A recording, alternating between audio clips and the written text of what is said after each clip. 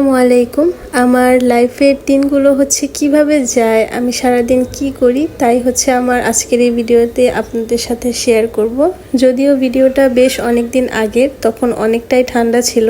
সারাদিন আমি কি করি, কিভাবে আমার সময় যায়, তাই যেহেতু ভিডিওতে শেয়ার করব, তার জন্য সকাল থেকে ভিডিওটা শুরু করা। আমি ঘুম থেকে উঠেই প্রথমে আমার বিছানাটা খুব সুন্দরভাবে গুছিয়ে নিচ্ছি। ঘুম থেকে উঠেই সবার আগে বিছানাটা গুছালে রুমটা অনেকটাই গুছানো লাগে, না হলে কেমন যেন অগোছালো অগোছালো লাগে, ভালো লাগে না। যার জন্য আমি সবার আগে আমার বেডটাকে গুছিয়ে নিই। এই সময়টা মেয়ে তার বাবার কাছেই থাকে। বাবা মেয়ে বারান্দায় বসে বসে রোদ পোহাচ্ছিল, তো সেই ফাঁকে আমি আমার রুমটাকে গুছিয়ে নিজে সুন্দর মতো ফ্রেশ হয়ে নিয়েছিলাম। তারপর চলে যাই রান্নাঘরে সকালের নাস্তার জন্য। সকালের নাস্তায় রুটি খেয়েছিলাম, আর এই রুটিটা আমি রাতে রেডি করে রাখি। আর এক ফাঁকে আমি আমার জন্য চা বসিয়ে দিই। আপনাদের ভাইয়া তেমন একটা চা পছন্দ করে না, যার জন্য আমি একাই চা খাই। নাস্তা করে চা হতে হতে আমি আবার আমার মেয়ের মাথায় একটু হেয়ার অয়েল ম্যাসাজ করে দিয়েছিলাম। তারপর চা খেয়ে তার সাথে একটু খেলা করেছি। সে আমার সাথে খেলা করতে খুব পছন্দ করে। আর ওই সময়টা যেহেতু ঠান্ডার সিজন ছিল, যার জন্য বাবুরও তখন অনেক ঠান্ডা ছিল, তো তাকে ঠান্ডার ওষুধ খাওয়ানো হচ্ছিল। আর মনে হচ্ছিল ওষুধ না, তার সাথে যুদ্ধ করা হচ্ছে। দুজনে যুদ্ধ করে তাকে একটু ওষুধ খাওয়াতে পারি। তারপর তার গোছলের জন্য আমি তাকে রেডি করি, মানে আগে একটু হাত পা একটু মাসাজ করে দিয়েছিলাম। তারপর তাকে সুন্দর করে আমি শ্যাম্পু দিয়ে গোছল করে দিই। আমি রেগুলার তাকে শ্যাম্পু করাই না, 2-3 দিন পর পর তাকে আমি অল্প অল্প করে শ্যাম্পু করে দিই। গোছল করানোটা মাশাআল্লাহ সে বেশ ভালোই এনজয় করে। তারপরও হঠাৎ হঠাৎ সে বেশ কান্নাকাটি করে গোছল করানোর সময়। সব থেকে বেশি কান্নাকাটি করে তাকে জামা কাপড় পরানোর সময়। আর আমার মেয়েকে আমি অ্যাভিনোর এই ক্রিমটা ইউজ করি, যদিও এটা রেগুলার ইউজ করি না, কোডোমোর ক্রিম বেশি ইউজ করা হয়। তারপর তাকে খাইয়ে ঘুম পাড়িয়ে নিজের কাজে লেগে পড়ি। তাকে ঘুম পাড়িয়ে আমি সবার আগে বাসার কাজগুলো আগে সেরে নিই, মানে রুম গোছানো, ঝাড়ু দেওয়া, মোছা, এগুলো আগে আমি সেরে ফেলি। ঘুমে থাকতে থাকতে যত তাড়াতাড়ি পারা যায় আমি কাজগুলো করার চেষ্টা করি। মানে আমি একটা রোবট হয়ে যাই, রোবটের মতন চেষ্টা করি যে তাড়াতাড়ি মানে কোনো শব্দ না করে কাজগুলো শেষ করার। তার ঘুম এতটাই পাতলা যে সে অল্প একটু শব্দেই লাফ দিয়ে ঘুম থেকে উঠে যায়। তখন আর কোনো কাজ করা যায় না, সে শুধু কান্নাকাটি করে কোলে ওঠার জন্য। ফার্নিচারগুলো প্রতিদিন পরিষ্কার করে রাখার পরও কোত্থেকে যে এত ধুলোবালি এসে জমে আমি এটাই বুঝি না। মানে রেগুলারই আমি এগুলো কয়েকবার করে মুছি, এরপরও প্রতিদিন আবার মুছতে গেলে দেখি আবারও এত এত ধুলোবালি হয়ে জমা হয়ে আছে। রান্না বান্নার পাশাপাশি মানে ঘর পরিষ্কার করতেও কিন্তু বেশ অনেকটা সময় লাগে। সবকিছু ভালোভাবে ক্লিন করে ঘর ঝাড়ু মোছা, এগুলো কিন্তু বেশ অনেকটা সময়ের ব্যাপার। এই কাজের ফাঁকে আমি আবার জামা কাপড় ভিজিয়ে রেখেছিলাম ধোয়ার জন্য।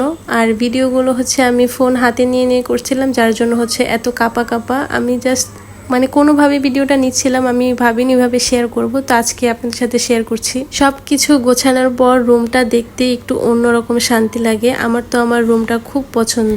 কাজ করছি আর ফাঁকে ফাঁকে আমার মনিকে দেখছি, ওকে দেখলে মনে হয় আমি আমার শরীরে এনার্জি পাই। তারপর আমি খাটের নিচটা সুন্দর করে ঝাড়ু দিয়ে পুরো বাসাটা ঝাড়ু দিয়ে ফেলি। আর ভিডিওটা শুধুমাত্র আমি আমার রুমেই নিয়েছি, ওইদিকে যেহেতু আমার শাশুড়ি ছিল আমার লজ্জাও লাগছিল, যার জন্য আমি ওইভাবে আর ওইদিকে ভিডিও করিনি। ঝাড়ু দেওয়া শেষে বারান্দা থেকে জামা কাপড় এনে আমি সবগুলো ভাঁজ করে ফেলি। আর যে জামা কাপড়গুলো ভিজিয়ে রেখেছিলাম সেগুলো ধুয়ে বারান্দায় দিয়ে দিই। আর এই কাজ শেষ করতে না করতেই তাকিয়ে দেখি আমার পাখি উঠে গেছে ঘুম থেকে। মানে সে মনে হয় ঘন্টাখানিক ঘুমিয়েছিল। কাজ শেষ হওয়ার আগে যেহেতু উঠে গিয়েছিল, কিছু তো আর করার নেই, তো তাকে আমি বসিয়ে আমার বাকি কাজটা শেষ করছিলাম। যেহেতু সে তখন প্রপার ওইভাবে হামাগুড়ি দিতে পারতো না, যার জন্য তাকে আমি বসিয়ে খেলনা দিয়ে কাজগুলো করতে পারতাম। বাসাটা ভালোভাবে মুছে আমি রান্নাঘরটাও সুন্দরভাবে ক্লিন করে নিয়েছিলাম। আপনারা এখন বলতে পারেন যে আমি রান্নাটা কখন করলাম। আসলে ওই দিন আমাদের রান্না করতে হয়নি, কারণ ওই দিন বিল্ডিংয়ের কিছু আপু মিলে পিকনিক করেছিল। আমার যেহেতু বাবু ছোট, তো আমি ওইভাবে সরাসরি উপস্থিত না থাকলেও আপুরা সব মানে রান্না বান্নার আয়োজন শেষ করে আমারটা আমাকে বাসায় দিয়ে গিয়েছিল, যার জন্য আর সেদিন রান্না বান্না করতে হয়নি। না হলে তাকে এইভাবে বসিয়ে রেখে একটু কোলে নিয়ে রান্নাটা শেষ করতে হয়, নয়তো বা আমার শাশুড়ি রান্নাটা করে ফেলে। খাওয়া দাওয়া শেষ করে তারপর আমি গোসল করি। আর তখন কিন্তু সে আবার একটু ঘুমিয়েছিল। আর ঘুম থেকে উঠে এই যে সন্ধ্যার পরে তাকে নিয়ে আমি ডিউটি পালন করছি, তাকে নিয়ে হাঁটছি, খেলছি। সন্ধ্যার দিকে সে একটু পটি করে, কয়েকবার তাকে নিয়ম করে কমেন্টে বসালে সে একটা টাইম করে পটি করে। তারপর এই যে সারা দিনে তাকে আমি এই যে একটু সামান্য কুসুম নিয়ে খাওয়ানোর চেষ্টা করছিলাম, কিন্তু সে সেটাও খাচ্ছিল না। মানে মোট কথা সে বাড়তি কোনো সলিড খাবার কিছু খায় না, শুধু সে বিএম খায়।